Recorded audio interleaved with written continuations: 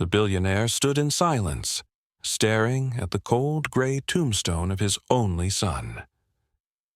The wind howled through the cemetery, carrying fallen leaves across the polished marble, but Richard Bennett felt nothing, only emptiness.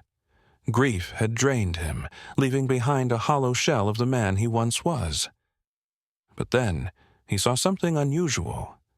Just a few feet away, a small boy knelt at the grave, his tiny fingers carefully placing something at the base of the tombstone. Richard frowned, his heart clenching at the sight. Who was this child? And why was he here? The boy looked up, his bright eyes filled with something Richard hadn't seen in a long time, a quiet understanding of loss. What happens next will shock you beyond belief. Before we begin, comment where you're watching from, and subscribe for more stories that touch the heart. This one is unforgettable. Richard Bennett took a hesitant step forward, his eyes locked on the small boy kneeling at his son's grave. The wind had settled, leaving an eerie stillness in the cemetery, as if the world itself was waiting for this moment to unfold. Richard had come here seeking solitude, but instead he had found something entirely unexpected. The boy, no older than 8, was dressed in worn-out clothes, his jacket slightly oversized and his sneakers scuffed with dirt. Yet, despite his ragged appearance, there was a careful gentleness in his actions. With tiny, steady hands, he placed a delicate paper crane at the base of the tombstone. Richard's throat tightened. Daniel, his son, had always loved origami. The sight of the folded bird sent a fresh wave of pain crashing over him. But what puzzled him even more was the boy himself. "Who are you?" Richard finally asked, his voice quieter than he intended. The boy startled slightly but didn't run. Instead, he stood up, his bright, intelligent eyes meeting Richard's with a mix of nervousness and quiet strength. "My name is Jake," he said, voice small but steady. Richard's gaze flickered between the boy and the paper cranes scattered around the grave.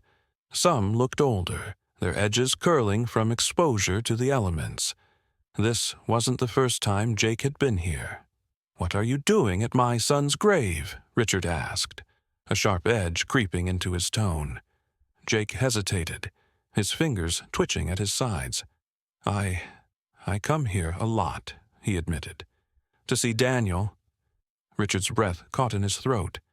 How did this child know his son? Daniel had been his world, his only child, his pride and joy. He had grown up with the finest education, the best opportunities, a life of privilege. But Richard had never heard him mention a boy like Jake. Scanning the cemetery, Richard expected to see a parent or guardian nearby, someone responsible for this child. But there was no one, just the two of them, standing in the heavy silence between the tombstones. Jake shifted on his feet, glancing down at the grave. "Daniel was my friend," he said softly. Richard stiffened. "That's not possible," he snapped, before he could stop himself. He would have known if his son had a friend like this. But the boy didn't argue. He just nodded, as if he understood Richard's disbelief. "I'm telling the truth," Jake murmured. "Daniel used to come visit me at the orphanage." Richard's world tilted slightly. Orphanage? His mind raced. His son had never mentioned visiting an orphanage. It didn't make sense. Daniel had spent his time studying, traveling, attending private events. Richard had made sure of that. So why was this boy standing here, speaking as if he had known a version of Daniel that Richard had never seen? The wind picked up again, rustling the trees, whispering secrets Richard wasn't sure he was ready to hear. For the first time in years, he had more questions than answers. And the small boy standing in front of him was holding them all. Richard's mind was spinning.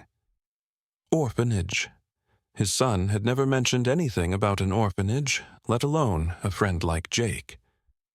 The more he stared at the small boy, the more he felt something stir inside him, a deep, unsettling feeling that he had missed something important. The wind rustled through the trees, shaking the branches above them.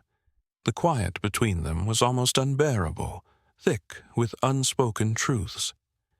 Richard finally exhaled, forcing himself to stay composed. "You're saying my son visited you?" His voice carried an edge of disbelief.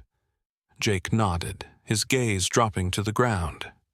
"Yeah," he said softly. "He used to come to St. Mary's orphanage, almost every weekend." Richard blinked, unable to process the words. That can't be right. Daniel had always been busy, studying, traveling, preparing for the future Richard had planned for him. Where would he have found the time? Why hadn't he ever mentioned this? "That's impossible," Richard muttered, shaking his head.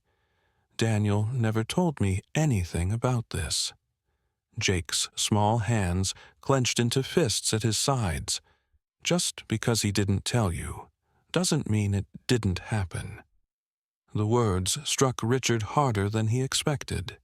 He felt a strange sense of discomfort, as if this boy could see straight through him, straight through the image he had created of his son. Jake took a deep breath, his voice quieter now. "Daniel told me he wished you understood. He said you were always working, always too busy." He hesitated, as if carefully choosing his next words. "But he was different when he was with us. He was happy." The statement landed like a punch to Richard's chest. Happy? Had his son not been happy at home? Was there a part of Daniel's life he had completely overlooked? He had thought he knew everything about his son. But now, standing in front of this boy, he wasn't sure anymore.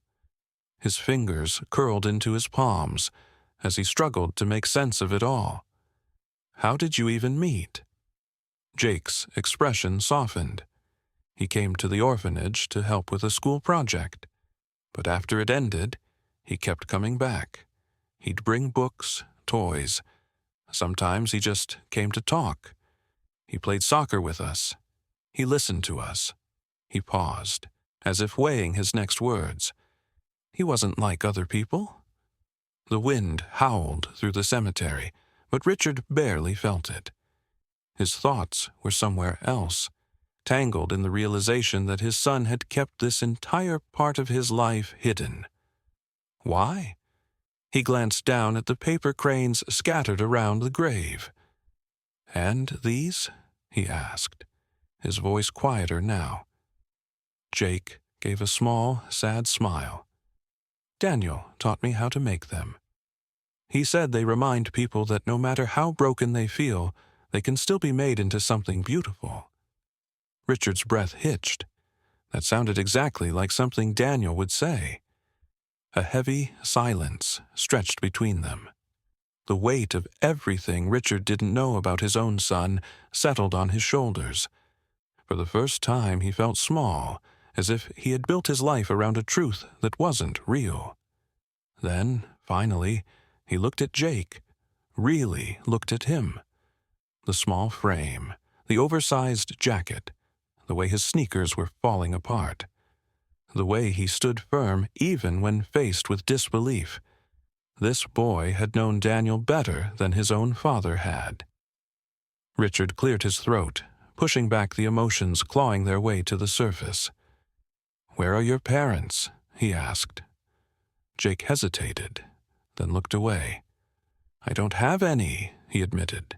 "That's why Daniel wanted to help me." Richard felt something in his chest tighten. His son, the boy he had raised in privilege, had spent his final months trying to help a child who had nothing. And Richard, the man who could have given Jake everything, had done nothing. A wave of regret crashed over him, heavy and suffocating. He had spent years building his empire, securing his wealth, ensuring his son had the best life possible. But had he given him what truly mattered? He took a slow breath, his voice steadier than he felt. "Take me there," he finally said. Jake's eyebrows furrowed. "Where?" "To the orphanage," Richard said, his tone firm. "If my son spent his time there, then I need to see it for myself." Jake studied him, his expression unreadable. Then, after a long pause, he nodded. As they left the cemetery, Richard felt something shift inside him, because in that moment, he wasn't just a billionaire anymore. He was a father searching for the truth. The car ride to St. Mary's Orphanage was quiet.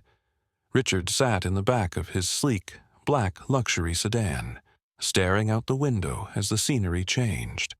At first, the streets were lined with modern buildings, pristine storefronts, and the kind of wealth that mirrored his own world.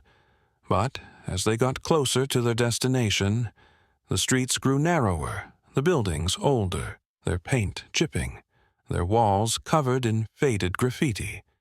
The roads were cracked, and the sidewalks littered with discarded wrappers and forgotten toys.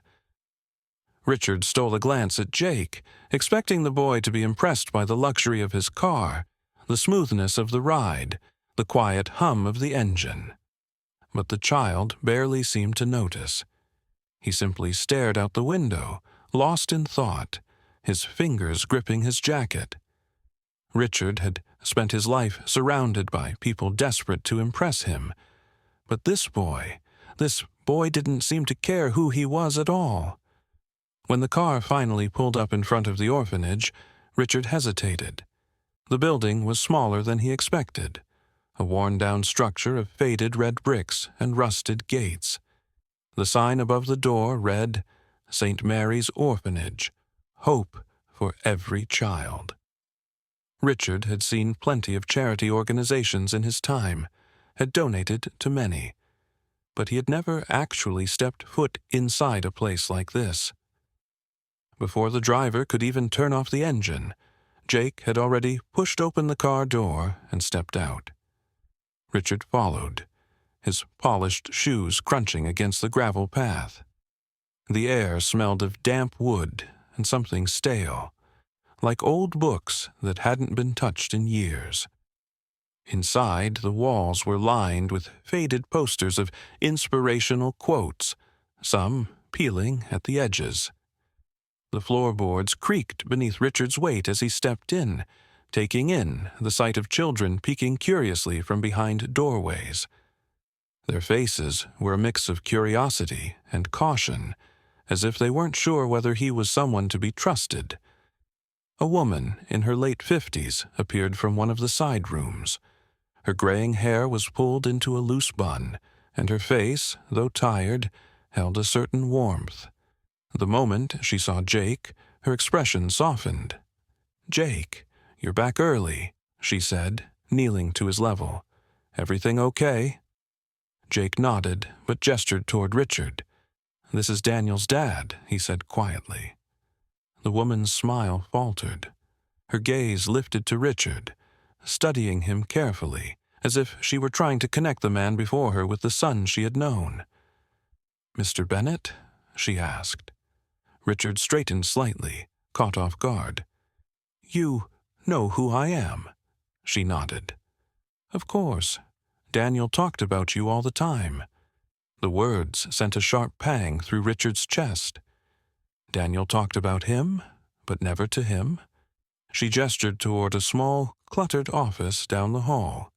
Papers were stacked high on the desk, and the filing cabinets looked like they were held together more by hope than by screws. Richard took a seat across from her, trying to push away the sense of unfamiliarity that came with stepping into his son's world. "I'm Sister Margaret," the woman introduced herself, folding her hands on the desk. "I run the orphanage. Daniel was very dear to us." Richard inhaled deeply. "I didn't know he was coming here," he admitted. "He never told me." Sister Margaret sighed, a knowing look crossing her face. He didn't want you to know. His stomach twisted at her words. Why?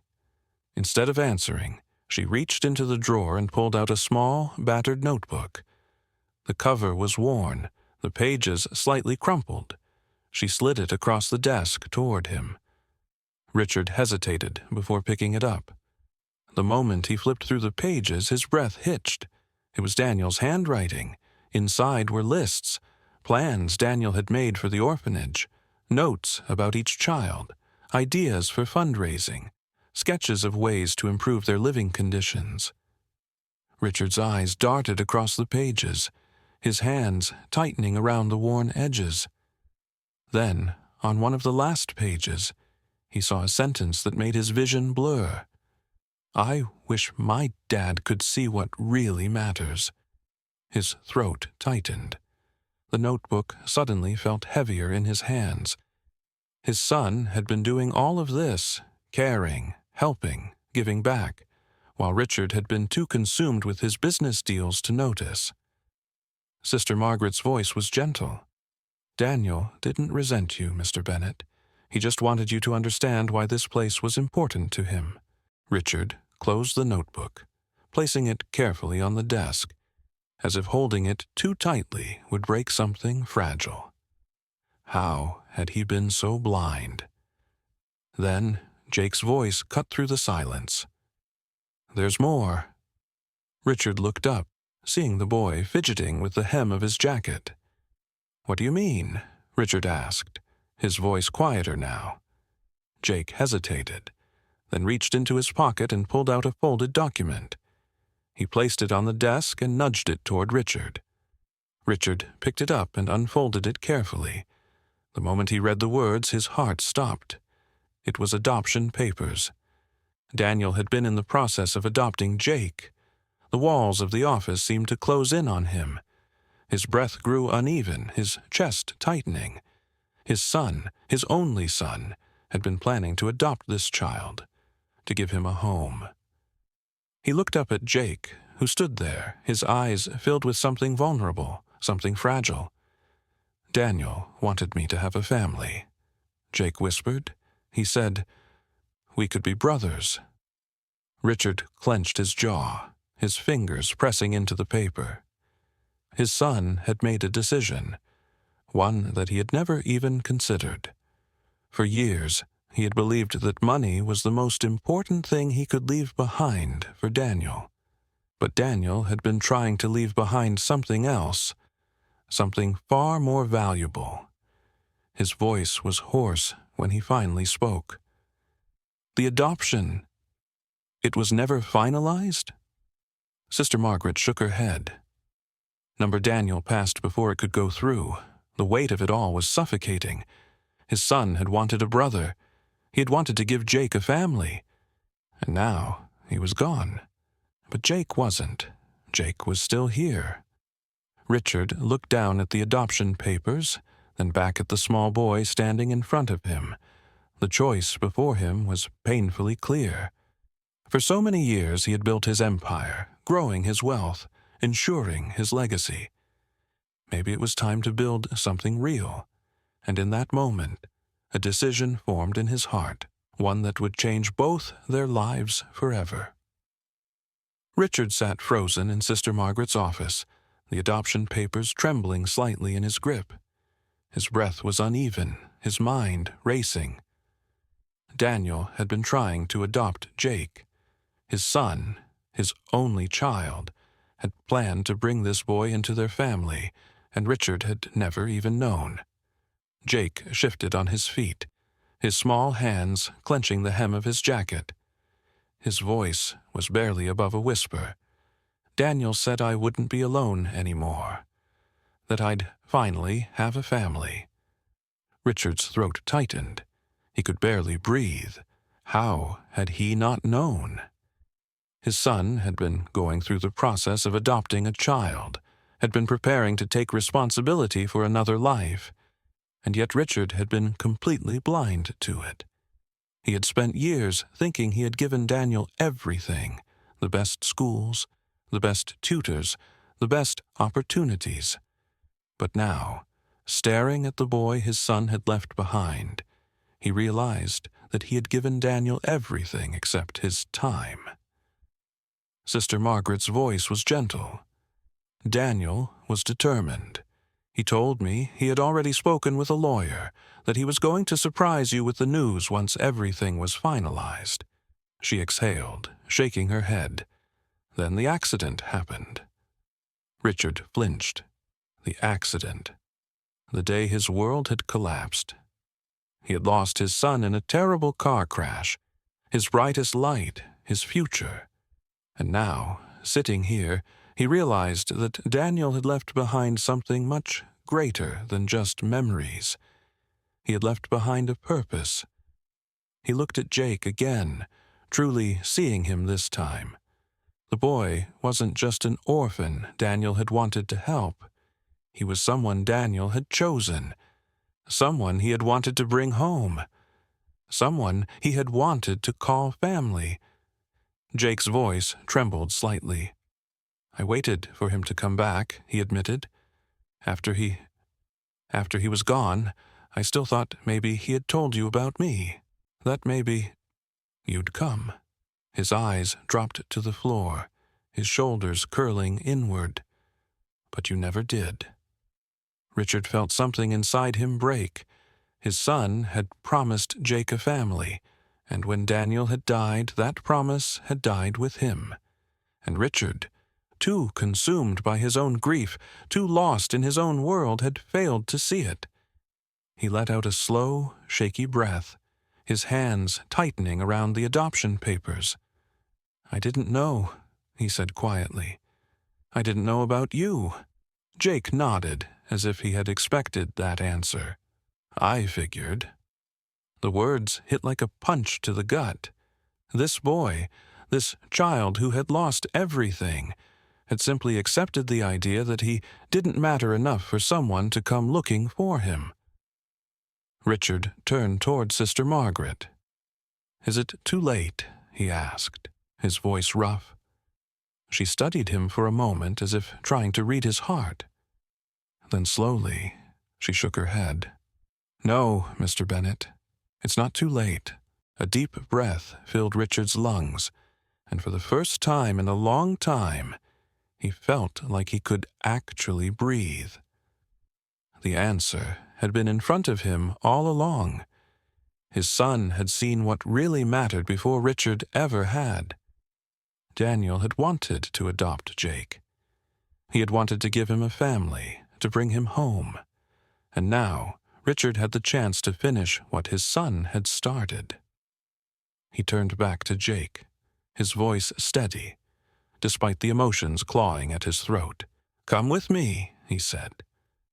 Jake's head snapped up, his wide eyes filled with uncertainty. "What?" Richard's gaze didn't waver. "I know I can't bring Daniel back, and I know I can never replace him. But I can keep the promise he made to you." He set the adoption papers down carefully on the desk. "If you'll let me." Jake stared at him, completely still. The room was silent, the weight of the moment pressing down on both of them. Then, finally, Jake whispered, "You mean it?" Richard nodded. "Yes." Jake didn't say anything else. Instead, he stepped forward and threw his small arms around Richard's waist, clutching him tightly. Richard froze for only a second before his arms came around the boy, holding him close.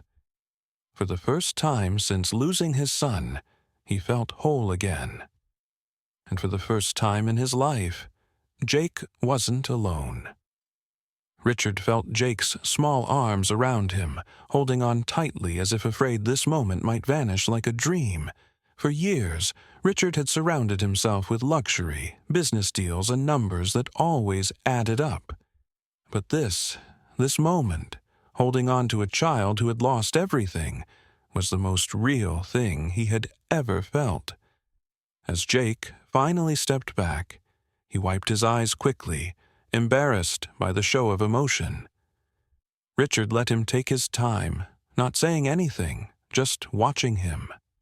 The weight of the past, the weight of all the things Richard had failed to see, settled heavily on his chest. But for the first time, instead of feeling like something he had to carry alone, it felt like something he had the power to change. Sister Margaret watched them both with quiet understanding. Richard turned to her, his voice steady despite the emotions rising inside him. "I want to take him home," he said. She smiled softly. "I think Daniel would have wanted that." Richard exhaled slowly, nodding. Yes. Daniel had wanted this, and now Richard would make sure it happened, but he wasn't done yet. He looked around the small office, at the peeling paint on the walls, the broken chair in the corner, the stack of paperwork that seemed endless. He thought of the worn-out beds he had seen in the dormitory and the tired, worried faces of the children peeking from the hallway. Daniel had seen this place and given it everything he could. Richard reached for his checkbook but then stopped himself. This wasn't just about money. Throwing money at something was easy. Being part of the change was what mattered. He turned to Sister Margaret. "I want to do more than take Jake home. I want to help this place. No child here should have to worry about food, about where they'll sleep. No child here should have to feel like they're forgotten." Her eyes widened slightly. "Mr. Bennett, that's very generous, but tell me how much you need," he interrupted. "Not just to keep this place running, but to make it better. And whatever number you have in mind, double it." For a moment, she just stared at him. Then her lips trembled slightly, and she nodded. "Thank you," she whispered. Richard simply nodded back. It was the least he could do. When it was time to leave, Jake hesitated. He glanced around the orphanage one last time, as if memorizing the place that had been his entire world. Then he looked up at Richard. "I don't have anything to bring with me," he said quietly. Richard crouched down to his level, placing a hand on his shoulder. "You don't need to bring anything," he said. "You already belong." Jake swallowed hard and nodded, taking a deep breath before stepping forward. And just like that, he left behind the only home he had ever known, stepping into the unknown with nothing but trust.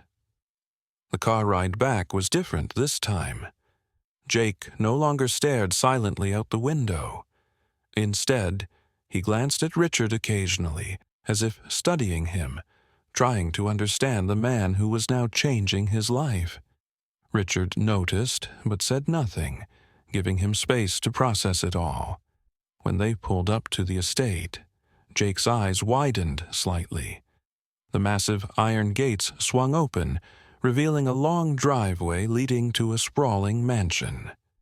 The house was bathed in golden lights, the gardens trimmed to perfection.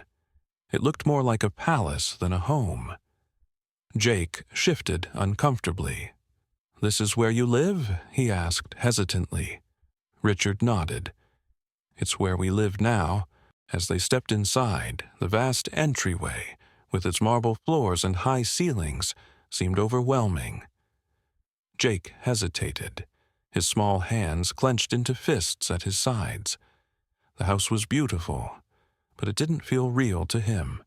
It didn't feel his. Sensing his unease, Richard placed a hand on his shoulder. "Come with me," he said. He led Jake upstairs, stopping at a room with a wooden door. Slowly, Richard pushed it open. The room was different from the rest of the house. It wasn't pristine or untouched. It was lived in. Inside, the bookshelves were lined with old comics and adventure novels. Soccer trophies sat on a desk, and posters of Daniel's favorite musicians and athletes were pinned to the walls. There was a stack of sketches on the bedside table, drawings Daniel had made over the years. Jake stepped inside cautiously, his fingers brushing over the books, the trophies, the framed pictures on the desk. This was Daniel's space, Richard said softly, and now it's yours." Jake turned to him, his expression unreadable. "Mine?" Richard nodded. "I think he would have wanted you to have it." Jake swallowed, staring at the room as if trying to convince himself it was real. Then his gaze landed on something tucked in the corner of the desk. He reached for it slowly and unfolded it with careful fingers. It was an origami crane. His breath caught. "He left this here," he whispered. Richard nodded. Yes, he did. Jake held it against his chest, his fingers trembling slightly. He turned back to the room, but this time his hesitation was gone. For the first time, he wasn't just visiting. He was home. Richard stood in the doorway, watching the boy carefully place the crane on the bedside table. He thought back to everything that had led them to this moment. The pain, the loss, the discovery of a truth he had never expected. For years, he had believed he was alone in his grief, that no amount of money could fix what had been taken from him. But now he saw the truth. Daniel had given him one last gift. He had given him Jake. And in that moment, Richard finally understood what it meant to be a father. Richard stood in the doorway, watching as Jake carefully placed the origami crane on the bedside table. This room, once filled with his son's presence, now had a new purpose. It wasn't about replacing Daniel. Nothing could ever do that. But it was about honoring his memory in the way Daniel would have wanted. Jake turned to face him, still clutching the crane, his voice quiet but sure. "Thank you for keeping your promise." Richard felt a lump rise in his throat. He had spent his entire life building wealth, constructing a legacy, securing a future that he thought mattered. But in the end, his greatest legacy wasn't in the companies he built or the fortune he amassed. It was in this moment, in giving Jake the family that Daniel had wanted for him. "You don't have to thank me," Richard said gently. "This was always meant to be." Jake gave him a small, hesitant smile, and for the first time, Richard saw something in his eyes that had been missing before: hope. As he stepped out of the room, he glanced back one last time. This wasn't just the end of something. It was the beginning, because Daniel's greatest lesson wasn't about money or success. It was about seeing people, loving them, and choosing to make a difference. What do you think? Would you have kept Daniel's promise? Or would you have walked away? Life has a way of teaching us what truly matters when we least expect it. Sometimes the greatest riches aren't in what we earn, but in what we give. If this story touched you, share it. Let's spread the message that love, kindness, and second chances can change everything. And don't forget to subscribe for more powerful, real-life inspired stories. See you in the next one.